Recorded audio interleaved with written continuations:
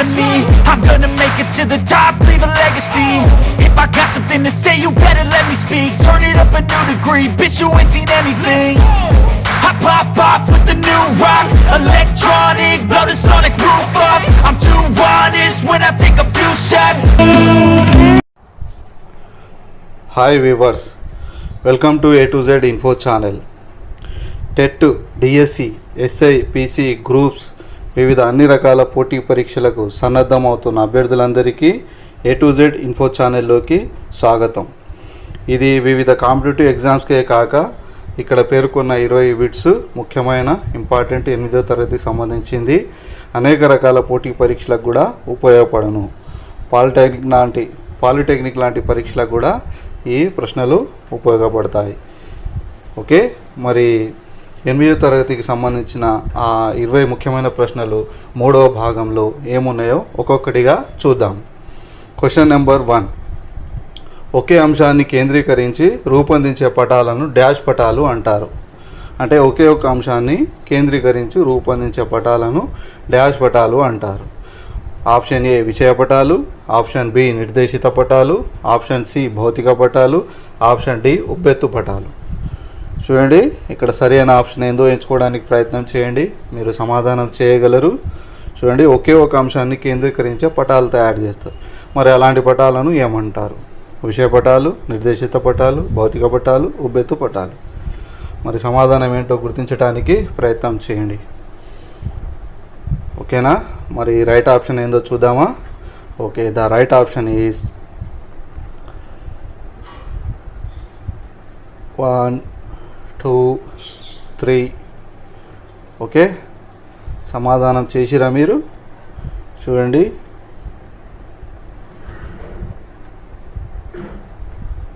ఓకేనా?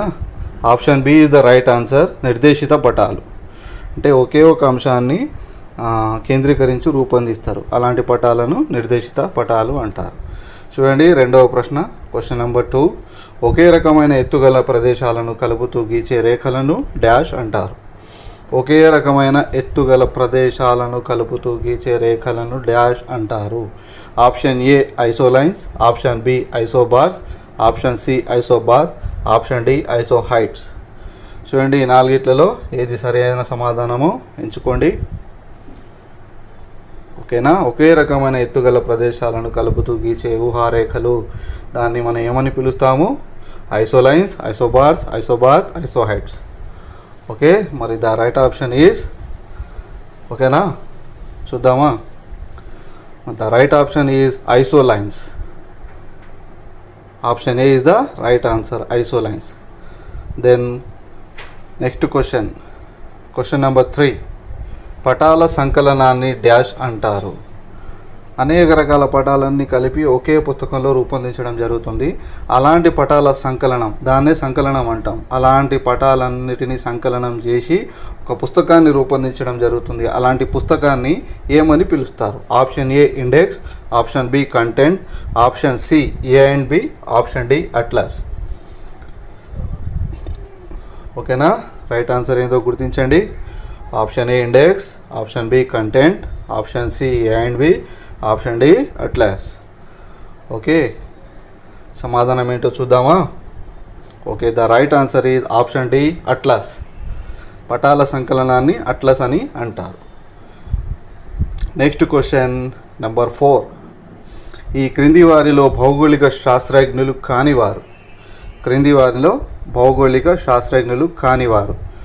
Option A Hecataeus, option B Anaximander, option C Ptolemy, option D Galileo. మరి నలుగురిలో ఎవరు భౌగోళిక శాస్త్రజ్ఞులు కానివారు?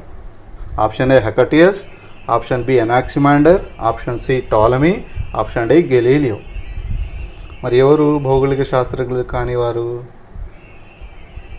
ఓకే, చూడండి, సరైన ఆప్షన్ ఎంచుకోండి. ఓకే, ఓకే, మరి ఆన్సర్ ఏంటో చూద్దామా? చెప్పేస్తున్నా.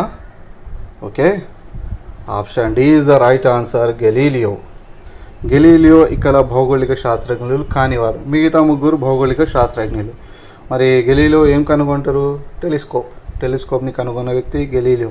మరి ఇక్కడ భౌగోళిక శాస్త్రజ్ఞుడు కాని వ్యక్తి ఎవరంటే గెలీలియో. మిగతా వాళ్ళు ముగ్గురు కూడా ఇక్కడ భౌగోళిక శాస్త్రజ్ఞులు. Okay, next question number 5. ఈ క్రింది వారిలో భౌగోళిక అన్వేషకులు అయినవారు. ఈ క్రింది వారిలో భౌగోళిక అన్వేషకులు అయినవారు అంటే వివిధ కొత్త ప్రదేశాలను కనుగొంటూ తిరిగే వ్యక్తులను భౌగోళిక అన్వేషకులు అని పిలుస్తారు. మరి కొత్త భూభాగాలను కనుగొనటానికి వీళ్ళు సముద్ర ప్రయాణం చేసి నావలో బయలుదేరుతారు. అలాంటి వారిని భౌగోళిక అన్వేషకులు అంటారు. మరి ఇక్కడ భౌగోళిక అన్వేషకులు అయిన వారు ఎవరు? Option A Columbus, option B Vasco da Gama, option C Stanley, option D పై వారందరూ. చూడండి, ఆప్షన్ సరిగ్గా చదవండి. Columbus, Vasco da Gama, Stanley, option D పై వారందరూ. మరి ఆన్సర్ సరైన సమాధానం ఏందో గుర్తించడానికి ప్రయత్నం చేయండి. ఓకే, మరి చూడండి, the right answer is option D పై వారందరూ. పై వారందరూ భౌగోళిక అన్వేషకులే, కొలంబస్, వాస్కోడిగామా, స్టాన్లీ. ఓకే, మరి నెక్స్ట్ క్వశ్చన్ నెంబర్ 6. పటాల అధ్యయనాన్ని డ్యాష్ అంటారు. ఇంతకుముందు పటాల సంకలనాన్ని డ్యాష్ అంటారు అని అడిగారు కదా. ఇప్పుడు పటాల అధ్యయనాన్ని డ్యాష్ అంటారు. అంటే పటాల గురించి అధ్యయనం చేసే శాస్త్రాన్ని డ్యాష్ అంటారు. Option A morphology, option B cartography, option C heliography, option D ఏది కాదు. ఓకే, మరి ద రైట్ ఆన్సర్ ఏందో గుర్తించడానికి ప్రయత్నం చేయండి. మార్ఫాలజీ, కార్టోగ్రఫీ, హెలియోగ్రఫీ ఏది కాదు. ఓకే, మరి సరైన సమాధానం ఏంటో చూద్దామా. Okay, option B is the right answer, cartography. పటాల గురించి అధ్యయనం చేసే శాస్త్రాన్ని కార్టోగ్రఫీ అంటారు. Option B is the right answer. Then next question number 7. Ashraf al Idrisi రచించిన గ్రంథం.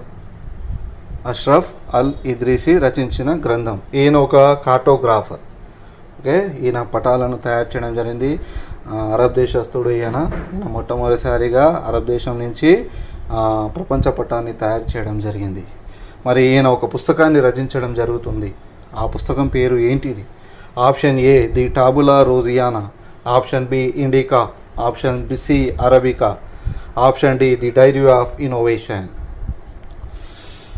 చూడండి, అష్రఫ్ అల్ ఇద్రీసి రచించిన గ్రంథం. Option A the Tabula Rogeriana, option B Indica, option C Arabica, option D the diary of innovation. మరి నాలుగిట్లో సరైన సమాధానం ఏంటో ప్రయత్నించండి. ఓకేనా, మరి రైట్ ఆన్సర్ ఏందో చూద్దామా. Okay, option A is the right answer, the Tabula Rogeriana. Ashraf al Idrisi రచించిన గ్రంథం the Tabula Rogeriana. Okay, then next question number 8. Contour రేఖలకు సంబంధించి సరైనది. అంటే సమానమైన ఎత్తులను కలిపి గీచే రేఖలనే కాంటూర్ రేఖలు అంటారు కదా. మరి ఆ కాంటూర్ రేఖలకు సంబంధించి సరైనది ఏంటిది? ఇక్కడ 4 ఆప్షన్లు ఇచ్చిండు, అదేంటో చూద్దాం.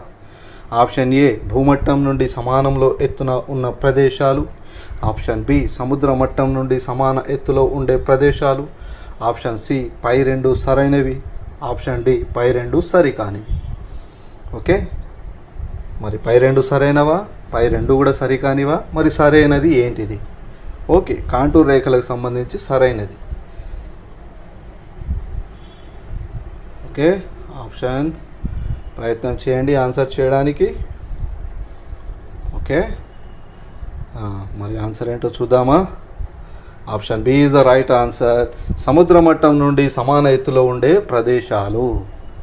సరి అయినది. కాంటూర్ రేఖలకు సంబంధించి సరి అయిన సమాధానం ఏంటిదంటే సముద్ర మట్టం నుండి సమాన ఎత్తులో ఉండే ప్రదేశాలు, option B. Okay, next question number 8. Contour రేఖలను డ్యాష్ అని కూడా పిలుస్తారు. చూడండి, మారు పేర్లు ఉంటాయి. ఇక్కడ కాంటూర్ రేఖలకు కూడా ఇంకో పేరు ఉన్నది. మరి ఆ పేరు ఏంటిదో చూడండి. Option A isobars, option B isolines, option C isobars, option D isodepth. మరి 4 ఆప్షన్లలో సరైన ఆప్షన్ ఏందో, సరైన సమాధానం ఏందో గుర్తించడానికి ప్రయత్నం చేయండి. Option A isobars, option B isolines, option C isobars, option D isodepth.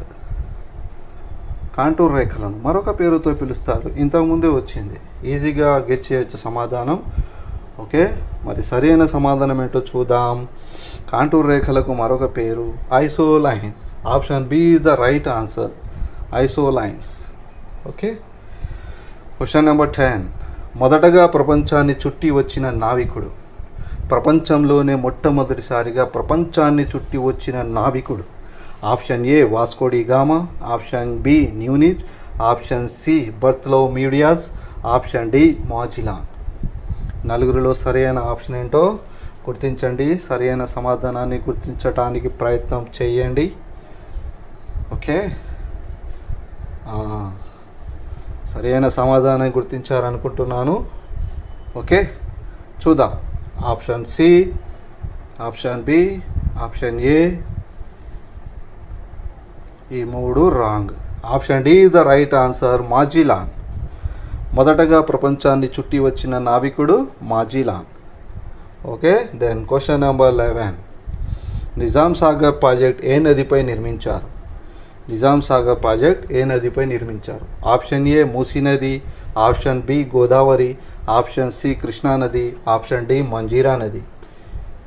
మరి సరి అయిన సమాధానం ఏంటో గుర్తించడానికి ప్రయత్నం చేయండి.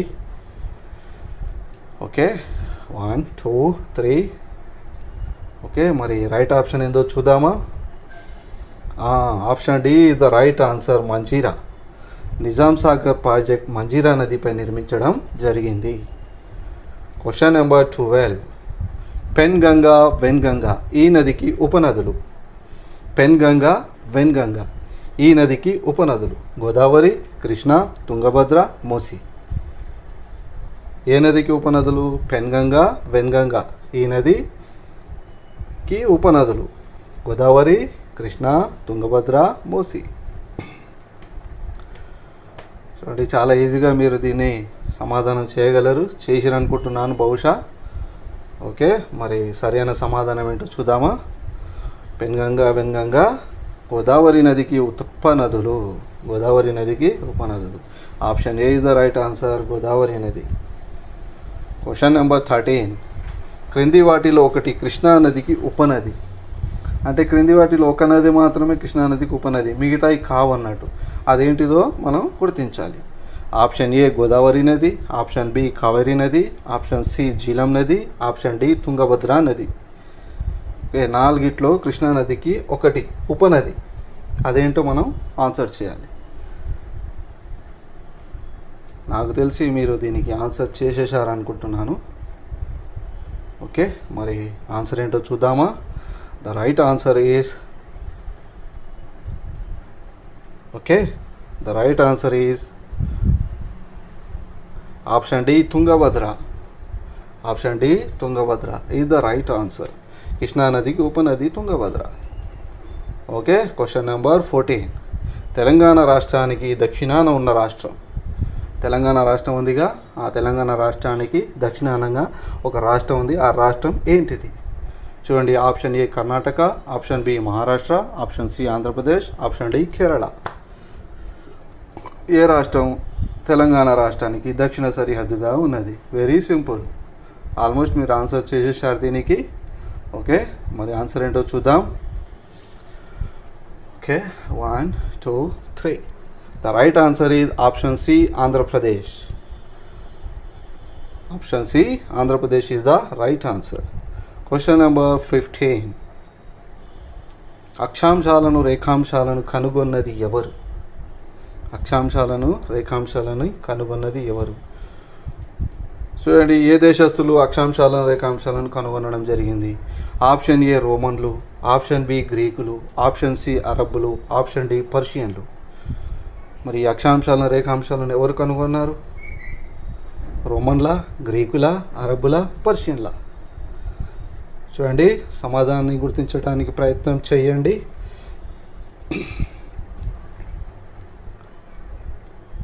ఓకే, మరి చూద్దామా? రైట్ ఆన్సర్ ఏంటో చెప్పేనా?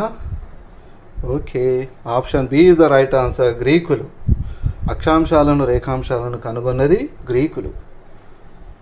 ఓకేనా, ఒక వ్యక్తి ఉన్నాడు, ఆ వ్యక్తి ఇంకో ప్రశ్న వస్తుంది.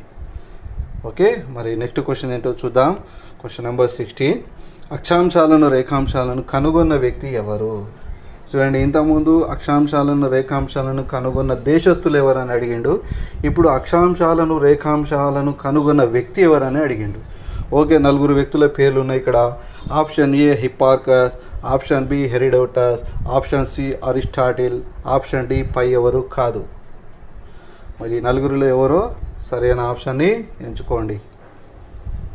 ఓకే,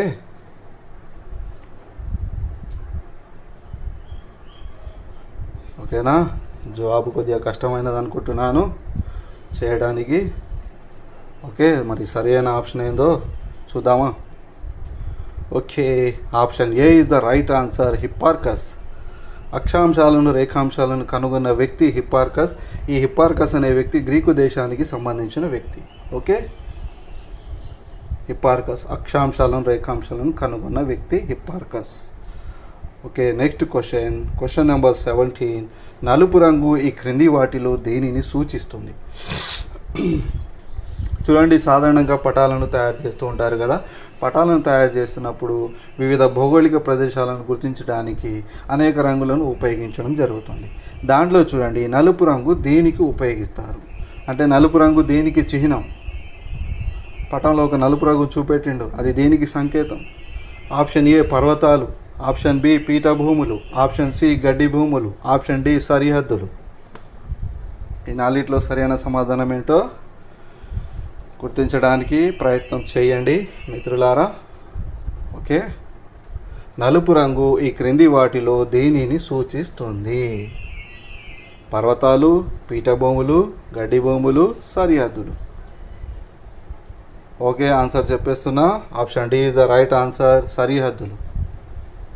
ఓకే, సరిహద్దులను నలుపు రంగుతో సూచించడము జరుగుతుంది. Question number 18. పర్వతాలను ఈ రంగుతో సూచిస్తారు. చూడండి, పటాలను తయారు చేస్తాం, పర్వతాలను ఈ రంగుతో సూచిస్తారు. ఏ రంగుతో సూచిస్తారు? ఆప్షన్ ఏ లేత ఆకుపచ్చ, ఆప్షన్ బి నీలం, ఆప్షన్ సి ముదురు ఆకుపచ్చ, ఆప్షన్ డి ముదురు నీలం. ఈ 4లో ఏ రంగుతో పర్వతాలను సూచించడం జరుగుతుంది పటాలలో? సమాధానాన్ని గుర్తించడానికి ప్రయత్నం చెయ్యండి. ఓకే,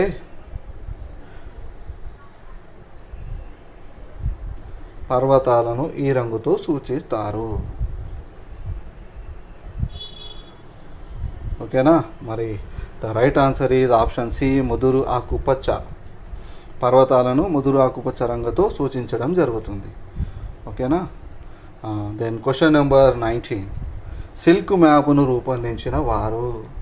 చూడండి, paper map, cotton cloth map, ఇలాంటి మ్యాపులు తయారు చేయడానికి అనేక రకాల వస్తువులను ఉపయోగిస్తూ ఉంటారు. అలాంటిది సిల్క్ను ఉపయోగించి మ్యాప్ను తయారు చేసిన వారు ఎవరు?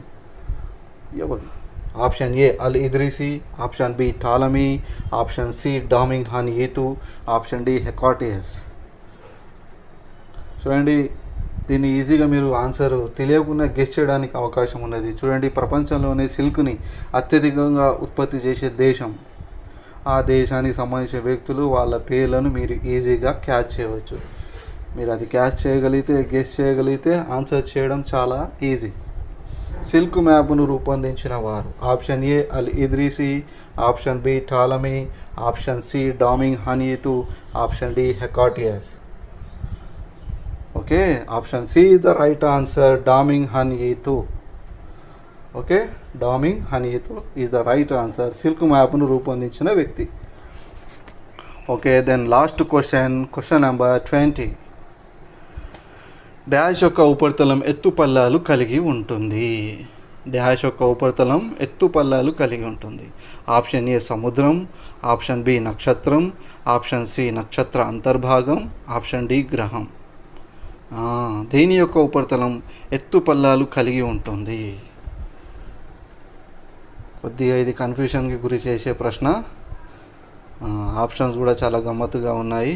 చూడండి, ఆప్షన్ ఏ సముద్రం, ఆప్షన్ బి నక్షత్రం, ఆప్షన్ సి నక్షత్ర అంతర్భాగం, ఆప్షన్ డి గ్రహం.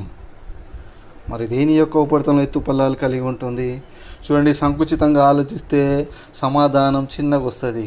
ఇక్కడ చాలా పెద్దగా బ్రాడ్గా ఆలోచిస్తే సమాధానం వస్తుంది. చూడండి, మరి రైట్ ఆన్సర్ ఏంటో చూద్దామా. Okay, the right answer is option D, గ్రహం. గ్రహం యొక్క ఉపరితలం ఎత్తుపల్లాలు కలిగి ఉంటుంది. చూడండి, గ్రహం, ఈ నక్షత్రము, నక్షత్రాంతర భాగము, ఇవన్నీ చిన్న అంశాలు. సముద్రం కూడా గ్రహంలో ఒక అంతర్భాగమే. ఓకేనా. ఇప్పుడు భూగ్రహం ఉంది, భూగ్రహంలోనే సముద్రం ఉంది. సో ఎందుకంటే సముద్రం అనేది సంకుచితం అనేది, గ్రహం అంటే చాలా పెద్దది. మరి గ్రహం, ఫర్ ఎగ్జాంపుల్ మన భూగోళం ఎలా ఉన్నది? ఎత్తుపల్లాలను కలిగి ఉన్నది. ఆబ్వియస్లీ సముద్రం కూడా మన భూగ్రహంలోనే ఉన్నది, అది కూడా ఎత్తుపల్లాలను కలిగి ఉన్నది. కానీ సమాధానం అనేది బ్రాడ్గా ఆలోచిస్తే ఇక్కడ గ్రహం అనేది రైట్ ఆన్సర్. సముద్రం కూడా రైట్ ఆన్సర్ అవుతుంది, కానీ సముద్రానికి మించింది గ్రహం కాబట్టి గ్రహమే ఇక్కడ సరి అయిన సమాధానం. గ్రహం యొక్క ఉపరితలం ఎత్తుపల్లాలు కలిగి ఉంటుంది. Option D is the right answer. Okay my dear viewers, మరి ఈ 8వ తరగతికి సంబంధించిన కొన్ని ముఖ్యమైన ఇంపార్టెంట్ బిట్స్ రూపొందించి మీకు ఈ వీడియోలో అందించడం జరిగింది. మరి ఈ ప్రశ్నలు, మరి ఈ వీడియో మీకు నచ్చినట్లయితే నా ఛానల్ని మీరు సబ్స్క్రైబ్ చేయడం మర్చిపోకండి. నా channel name A to Z Info. Logo చూడండి, లోగో చూసి నా ఛానల్ని సబ్స్క్రైబ్ చేసుకోండి. లేదంటే ఈ వీడియో కింద బెల్ ఐకాన్ ఉంటుంది, ఆ బెల్ ఐకాన్ని మీరు నొక్కినట్లయితే సబ్స్క్రైబ్ ఆటోమేటిక్గా అయిపోతుంది. నేను ముందు చేయబోయే వీడియోలు కూడా మీకు నోటిఫికేషన్ రూపంలో ముందే అందుతాయి. తర్వాత రేపు టెట్ ఎగ్జామ్ అయిపోయాక డిఎస్సికి సంబంధించిన ఇలాంటి అనేక రకాల ప్రాక్టీస్ బిట్స్ని రూపొందించి అందిస్తూ ఉంటాను. మరి నా ఛానల్ని మీరు సబ్స్క్రైబ్ చేయండి, లైక్ చేయండి, షేర్ చేయండి. మీకేమైనా సందేహాలు ఉన్నట్లయితే కామెంట్ రూపంలో తెలియజేయండి.